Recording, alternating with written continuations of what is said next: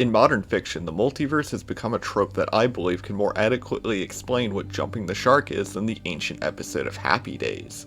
For those who don't know, Jumping the Shark is from a show called Happy Days, with the Fonz jumping the shark, and the series only getting worse from there. Despite this, some works of fiction not only have a multiverse, but have had one far longer than this industry plant of a craze. DC Comics famously has had a multiverse for years and has had multiple stories requiring it, like their famous Crisis on Infinite Earths. A story so important that it's why any DC event with significant enough stakes will be called a crisis some 40 years later. Warhammer is another such property, with the multiverse being introduced very early on into Warhammer's lifespan.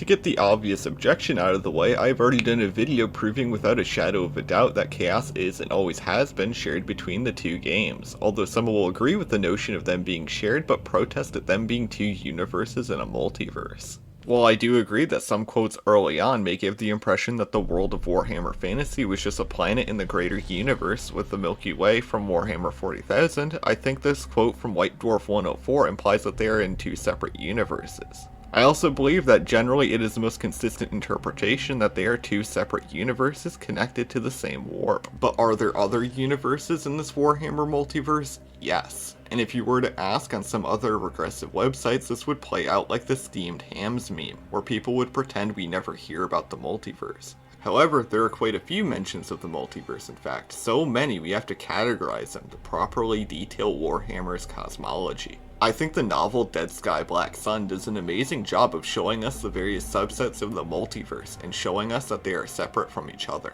In this novel, we see Uriel Ventress take a trip on some Doctor Strange shit. We are first told of demons slithering through the cracks between dimensions into other realities, through the null space that is between all that was and ever could be. This is then followed by, quote, worlds where twisted numbers fell upon mountains of implausibility. A little bit later, Ventress would see parts of his life each spawning worlds in this, quote, terrifying multiverse, end quote, showing that individual moments in time do in fact create universes. Within this quote, we can see three distinct categories of universes, one seemingly connected by a dimensional structure, or membrane, as we will talk about later, one simply connected solely via the warp, or the vast majority of the multiverse, and then one's created via time.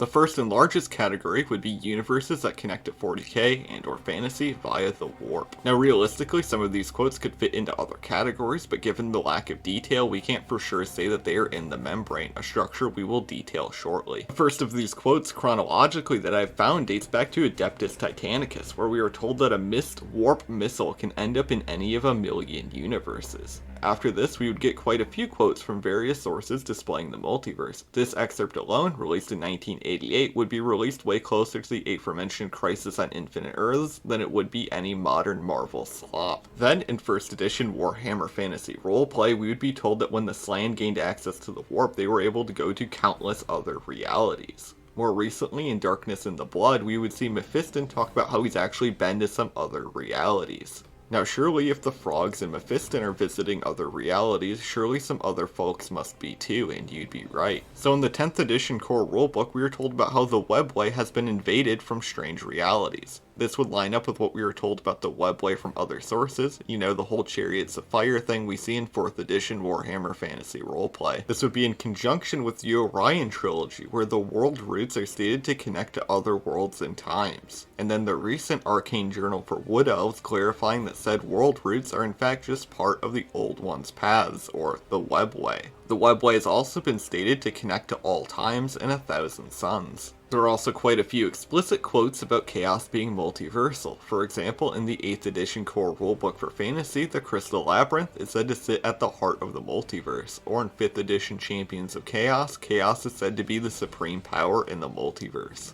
Beyond these very explicit statements, there are also a few that detail how chaos will move on after winning in a specific universe. A very popular example is at the end of the End Times, where we were told that the Chaos Gods would look to other worlds and creations after destroying the old world. Even in universe, people get bored of fantasy. Another such example would be in the novel Wolfsbane, where Horus tells Russ that the universe will burn just as countless others have before. The second category would be the material multiverse. These would be universes that are connected in a way that is not just the warp. The first real quote that showcases this structure is in Knights of the Imperium. In this novel, we are told that the material universe is just one of possibly infinite universes in an infinite dimensional membrane. This structure would also be seen in the Devastation of Baal, where Kabanda interacts with the multi-dimensional space containing infinite interwoven universes. Then, in the Rogue Trader RPG, we are told about how chaos infects the spaces between realities, which would also fit in with what Kabanda did earlier.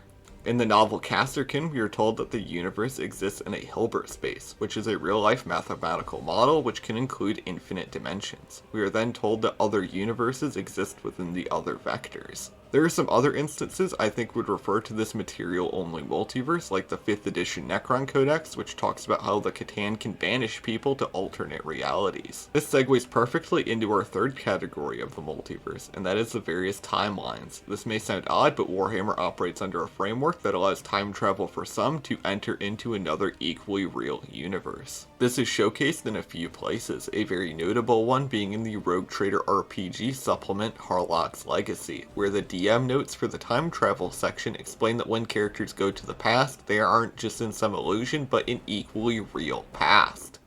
This is supported in other material, of course. Like in the novel Ryan's World, we are told that the Ecclesiarchy made the belief in parallel universes heresy, before then detailing that in these universes, possibilities take place. Another instance would be in the novel Genefather, where we are told about Call's plan to use a black hole's time dilation to tunnel into the quote-unquote frame of existence of a planet, to get the technology from said planet. We are also told that there are infinite concurrent timelines, as supported by Malkador in The End and the Death, where he witnesses infinite concurrent nows, or when we see Leman Russ versus Magnus in the Horus Heresy Black Book Inferno, where it occurs over infinite timelines. Some might say this invalidates the main 40k universe, however in the 10th edition Thousand Suns Codex, Magnus calls it the objective now, implying there is some distinction. So what this means is that each moment or frame of existence spawns infinite concurrent other ones that are all equally real. This is also proven by a quote from the Crimson King, where we see Thousand Suns legionaries directly say that time travel is real and it's not just some illusion of the warp. Anyways, that's the long and short of the Warhammer multiverse. Honestly, it's been kind of surprising that despite all these mentions, it's been a subject that isn't covered in too much detail. I think stories within Warhammer could be way more interesting if we saw more explicitly extra universal